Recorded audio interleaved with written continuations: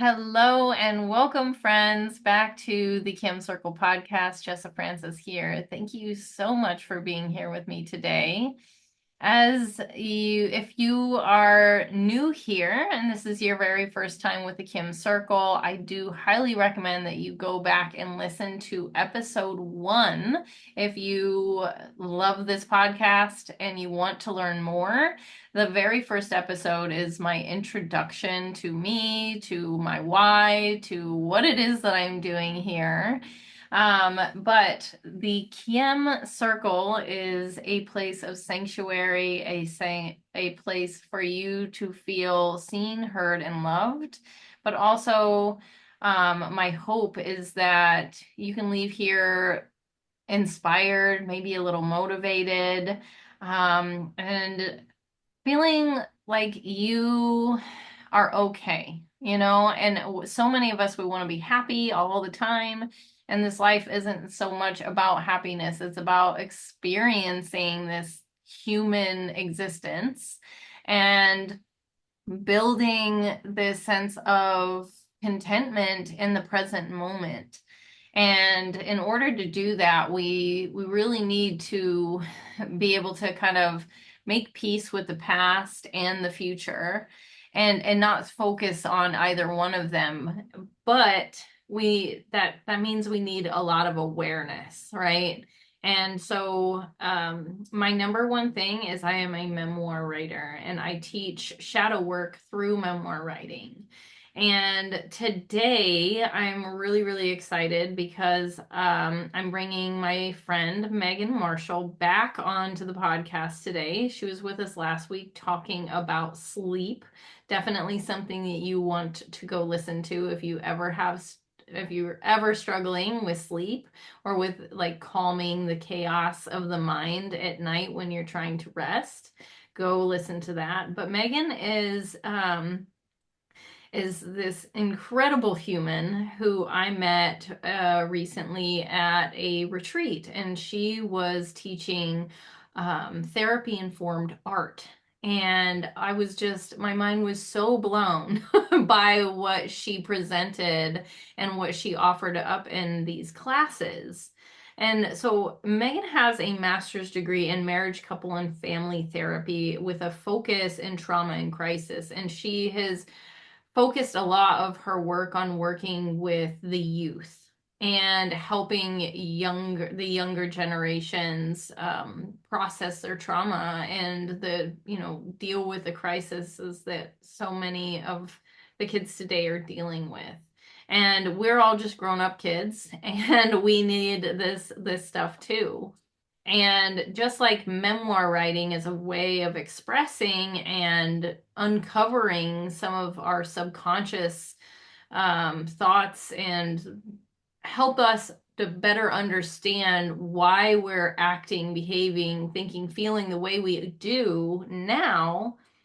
Like I use memoir writing, and that's right. We're writing. We're uncovering the shadows, the subconscious beliefs. But we can also do different forms of creative expression, not only to express ourselves and to kind of have that outlet, but I mean, it's amazing what comes up and what all that you'll have like these aha moments as you do these different things, especially the way Megan does it. I cannot wait for her to tell you a little bit more. So Megan, thank you for coming back and being here with us today. Thank you for having me again. I'm so excited to talk about this. Yeah. Um, Artistic expression. That was the thing I've practiced for over 10 years. And I did find that my calling really was with children. But I also, in the time that I was working with children, I was working in a facility that allowed me to work with both kids from 12 to 19 and then young adults and onward. So I did get a chance to experience, multiple age groups. But the thing that was consistent throughout all of them was that art really spoke to them. Art really was able to help them find ways to communicate beyond using words. Because by the time, a person is in residential care, the last thing they want to do is tell their story for the umpteenth time to the 30th provider, to, yet another stranger who doesn't know them, who doesn't know their story, and yet refuses to share any of their information. You're just basically supposed to go into this with trust and just share everything. And so art was a way for me to help these clients communicate by using artistic methods instead of forcing them to rely on their language, which, depending on the age group, can be hindered by the experiences that they've had. Yeah, art really is one of those things that if you had it in your youth and you grew out of it, or you were told that you were too old for that kind of thing, or that you needed to grow up, and that was the unhappy casualty of that experience, I encourage you to try and reconnect with your inner child through art because it is amazing. Oh, yeah, absolutely. And if you are watching this instead of um listening, you'll see that I have like this huge wild painting behind me that I did with my mother and my children. And I mean I know firsthand like the power that of just just a paintbrush to canvas, right? Yes. And for me, I had always kind of thought of art therapy as like this way to like have this big emotion or have this big feeling and kind of put it out there, like here's what I'm thinking and feeling, and here's what I'm gonna, like use color and texture and put in different, making it multi-dimensional. I'll use a pen and then I'll use the paint and then I'll use like newspaper clippings and all of these different things like as a way of just expressing. But what you do really takes it to a whole nother level. And really for me, I was able to, like I said, see some of the things that were happening subconsciously. And those unconscious things were kind of coming to the surface and helped me like, oh, I haven't dealt with that, and but in a way that was fun, and not Yeah, so threatening. And I exactly. also love that you kind of like offer something other than talk therapy. Mhm. Like I think there's something so boring about just like, oh, let me talk about my problems. Like let's do it in a different way. So that's awesome. Absolutely. Yeah, talk therapy has its place. Like it definitely has a very, it is extremely useful and it definitely does a world of good for certain clients. But a lot of the times I found that there was a fair amount of a disconnect between like, you can say all these things in your head, your logical mind can know it, but until your heart actually knows it, Hmm. you're not going to be able to create that, common ground between the mind and the emotion. And so one of the things that I found was art helps to connect those two and actually is a language that is not of the mind. It does have qualities of the mind, but it's primarily, for me at least, it's primarily the emotion. So it's just a really nice way for people to ease into, like, if you want to actually explore shadow work, if you want to explore your past, experiences in this life or beyond, depending on your beliefs, like if you want to actually explore things and go deeper and learn about who you are as a person, a really non-invasive way is to use art and to use expressive methods, because especially if you do art that is just for you and isn't for anyone else, because they may not even have the same conceptualization of what you create. It is entirely personal unless you choose to share your meaning. So a lot of times you can communicate and explore all of these amazing concepts that you wouldn't dare speak aloud, by yourself on your own terms, and you're able to actually process those things, and then you can share them with a provider if you wish.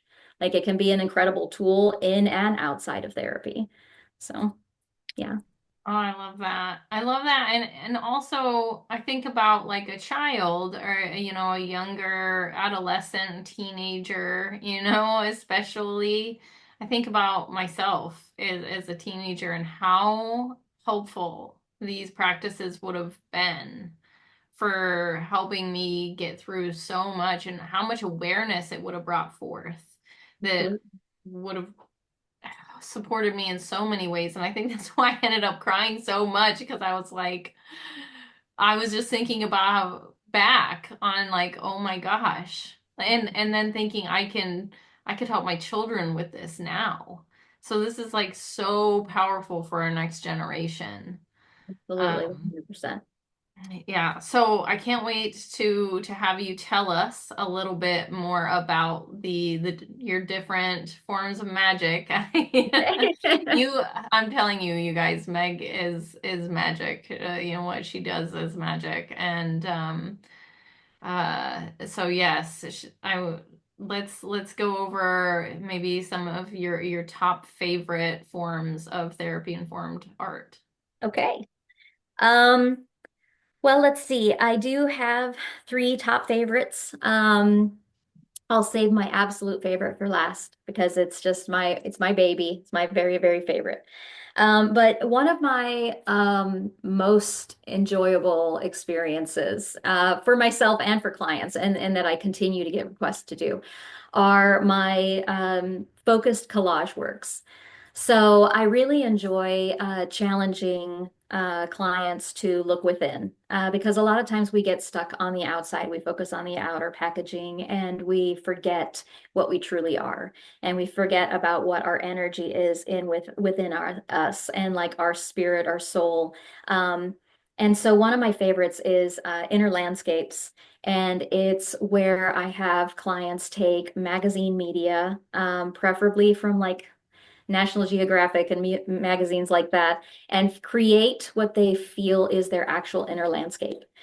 Showing what the different energy centers or the different power energy like spaces in your body, like what each one actually is represented by. So, like if you actually follow the Eastern philosophies and you are identified with chakras, like you could associate it with like the root and actually find an amazing tree with like deep roots. You could find a picture and actually create your own roots out of it, depending on how you cut it. Like you can do all kinds of things like that, but just embodying all of those elements and those aspects and find a way to communicate that using landscape photos. Um, and then another collage piece is the idea of what does your soul look like? Like, what does that inner energy within you, like, how can you conceptualize that into a picture? And then using the same kind of magazine media to actually find those things that really represent who you are beyond the surfacey stuff, beyond what you have, beyond your possessions, beyond who you are, your outer packaging, your outer self, like who you show the world, like who are you inside. That's another collage piece that I have had a lot of really good experiences with, where clients are able to consider the fact that they have so much more inner beauty than they realize. And it's a really nice way to connect more fully with the spirit within the self. So Oh, big sigh. Big sigh. Oh, yes, yes, yes. Your inner beauty, being able to kind of put that, you know, emphasis on. And I did one of the inner collage. That was I think that was our first Mhm. therapy session that we did, and I was focused like on the chakra centers, right? And I'm the yogi and I have like this very specific, like roots for the root and water for the for the sacral, fire for Manipura, like, Yeah. right? And I and we you led us through a little bit of a guided meditation that helped us kind of disassociate with what we already know and Yeah. just connect with what we feel when we think of those things. And it was just a beautiful experience to see what came up just for me, like with my truth rather than my quote unquote education, my wisdom that I have gained. It's just like what is my soul saying? And so Yeah, so fun. And like everybody else, it was so funny because everybody else got done like in half the time I did. And I was like, I just want to stay here and play all day. Like, don't make me do anything else. Yeah, so so cool. Okay, that's what's number two? So number two is called bliss boxes. Hmm. And these are special containers. I favor cigar boxes. I really like, there's a little cigar shop just down the way from my house, and I can get them for $1. So I go and I like stock up on, I must look like a completely like fantastically delightful person, carrying around like seven bags of freaking cigar boxes. Always the bags say I love pipes and I love tobacco. Like, and I'm just kind of like advertising. Doesn't matter. Moving on. So, so I get these cigar boxes, and I have the client decorate it with all the things that make them happy. So, like, it's really, really hard to break yourself out of a slump, especially when you're in residential treatment, but also just in life in general, there are these lows, right? Where you just get super, super, super bogged down and you get stuck in that whirlpool of thought that just keeps spinning and sucking the life right out of you. And it's really hard to remind yourself to smile and fake it through and like do all of those things. But if you have something like a bliss box, you can tap into that directly.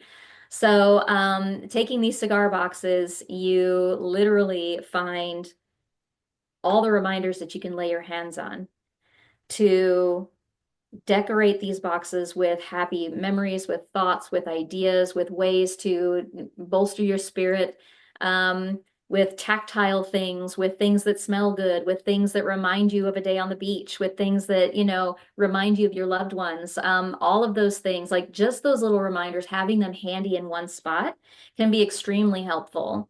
Especially if you are truly in a, like an emotional, like overflow, like overload, like being able to just tap into that for a little bit, this little portable piece of happiness, can be really, really beneficial and helpful. Um, and it also can be really beneficial to utilize gratitude in these when you're creating this. So, like when you're looking around for your things that make yourself happy, I've paired it previously with like a gratitude scavenger hunt. So you have to find certain things. And then incorporating that into your bliss box can actually help you to remember several different aspects instead of just one or two things. So I don't know, it's one of those things. It's portable, it's fun, and you can fill it with all kinds of cool stuff that just makes you laugh, makes you smile. I love that, and I'm so glad you touched on the gratitude because like we're in the middle of the Caim Circle Gratitude Challenge, and every day there's like another prompt for, what are you grateful for, right? And it can be something small like, you're grateful for having socks or you're grateful for the stop signs that, keep us from getting in accidents, like random things, or they can be really, really big. Yeah, And a lot of people talk about gratitude journals, but I love the idea of having this bliss box, which is like a gratitude box, like this thing that you go back to, and that no matter what, like it's going to bring a smile to your face because it has so much bliss, it has joy, it has gratitude, and it's also a reminder, sometimes we really need those reminders. absolutely. And it's a box that you can like put trinkets in, Exactly. like I love little trinkets, like if my daughter like she gave me a rock that says I love you, and Yes, be able to put that in there, or um like an old piece of jewelry that you wore in exactly. high school you don't wear anymore. Like Exactly. Yeah. a necklace that I had when I was 16. Yes. Yes. Like put it in there. Just Exactly. little things that bring you joy. I love that. Yeah, and the cool thing is or one of the other cool things is I've actually done some very, very casual research, but when I have done the gratitude scavenger hunt leading up to these works, I've taken kind of a poll on what clients feel like at the beginning and then at the end, and there is always a marked increase in positivity and in like, positive energy and in forward focus and future thinking and all that good stuff. So it literally works if Oh yeah. you shift yourself out of that mindset and you focus on what makes you happy and what actually brings you gratitude. Like it's within you. You can do that. Like Oh, it's a it's tool you can use anytime. powerful, Yeah, powerful tool.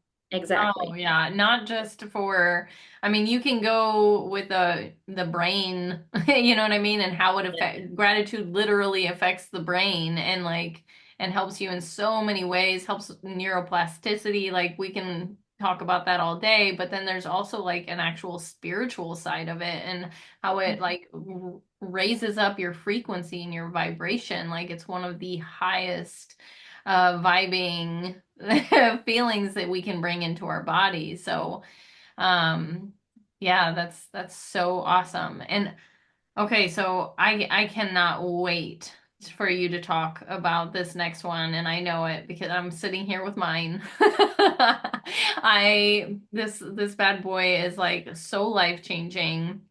And the fact that you came up with this, that this is literally like your baby, like you said, like this is Yeah. something that you have created, Mhm. is oh, it gives me goosebumps. It like really does. So yeah, I let's love dive in, that. tell them all about it. Well, okay. So my favorite all time is altered art journaling.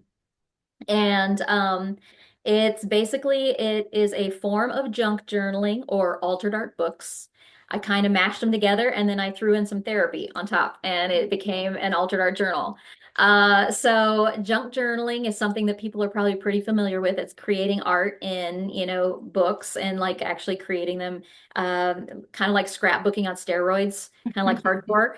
And then, altered art books is where you actually take and you create art and then pass it on to another. It's like a round robin.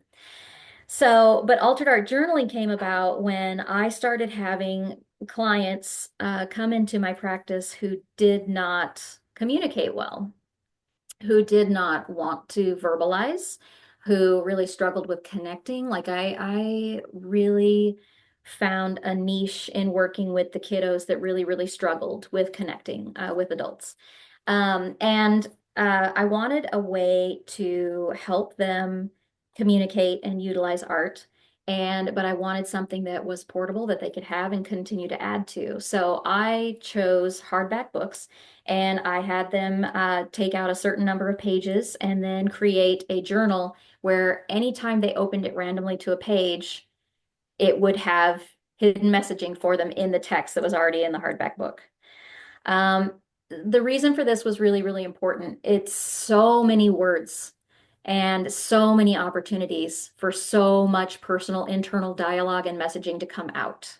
Mm. It's like there's just this canvas of just all these words, and I instructed them to scan, to like unfocus their eyes, do that gazeless gaze that we're Mhm. so familiar with in yoga, and actually scan the page and see what words actually jump out at them.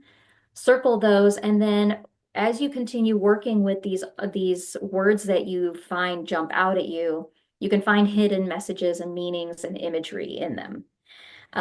You then basically allow yourself to silence your inner critic and your ego, and you start to create. So you connect what I call word bubbles all together to create whatever shape arises for you.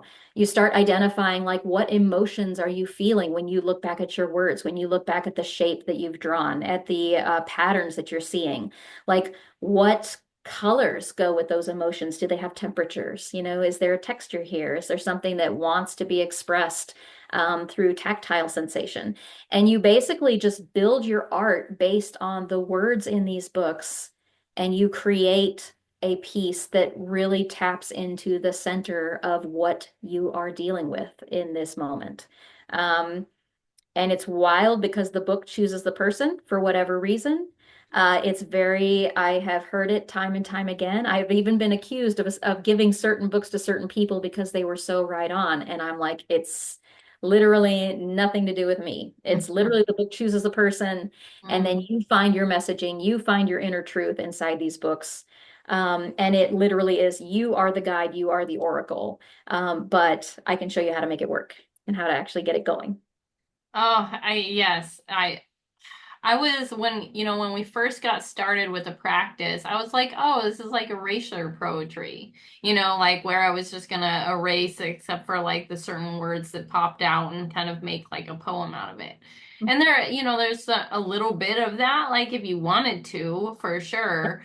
Um, but like the practice that we did, like we were, like putting our hands and using our fingers, or you can do all kinds of different things to kind of narrow the words down, right? So that you're picking out different things. And before I knew it, like mine was talking about my dad. Like there Yep. was like all of this stuff coming up, and I'm like, oh my gosh. And it Yes. was so interesting. And one of the most exciting parts about this podcast is I am going to have Megan come into the Kim Circle and we're gonna do this a workshop online, a virtual workshop within the KYEM Circle. So I cannot wait. You guys are not gonna want to miss this. We don't have a date yet. It is TBD, but it will be coming up soon. And this is just such a powerful thing. It is, um, I mean, if you've ever done any kind of art therapy, trust me, like this is gonna go above and beyond anything you've ever done before.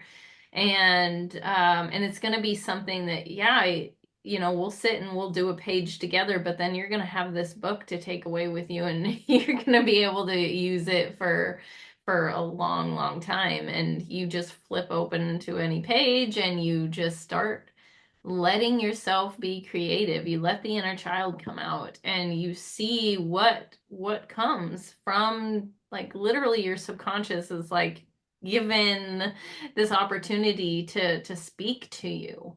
And it's so powerful. So powerful. So thank you for being who you are and creating this incredible thing. I cannot wait to share it with the circle. And so happy to give a few more people out there just an idea of how amazing this practice is. Um, yeah, do you have any other things that you want to share? Um, well, I do want to say thank you for having me and thank you for letting me talk about one of my most favorite topics ever. And no, I just, I know that that was just a very brief overview and I really can't wait to show like everybody exactly how it works. And so I'm looking forward to it and thank you again. Yeah, it's been awesome. Yeah, thank you so much, Megan. Yeah, I cannot wait for everybody to experience this because super, super interesting. And it's gonna like actually potentially trigger a new way of thinking, a new perspective that, I mean, has supported me and helping me do those mind shifts that we want Yeah, so badly, right? Like we get absolutely. so stuck in a specific way of thinking and feeling, and sometimes we just need like that curveball. Yeah, Right? absolutely. And this Yeah, is what that kind of is, like let's flip this on its head. Let's look at it in a different way. And that's exactly. why I love the memoir writing, because we're going back into older experiences and we're looking at it from a different angle. We're seeing it Exactly. from a whole new perspective and in an entirely different age. Like my 16-year-old self didn't know how to handle the same thing that my almost 40-year-old self does, right? So it's like this is giving you so many different opportunities to dabble and to see things in a new way, to help you shift your mindset. It's so powerful. Yeah, so Absolutely.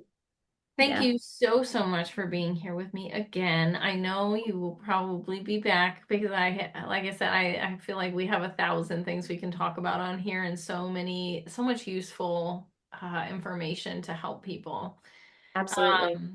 But make sure you like and follow the podcast. And like I said, if this is your first time, go back and listen to episode 1 to hear my story, hear a little bit more.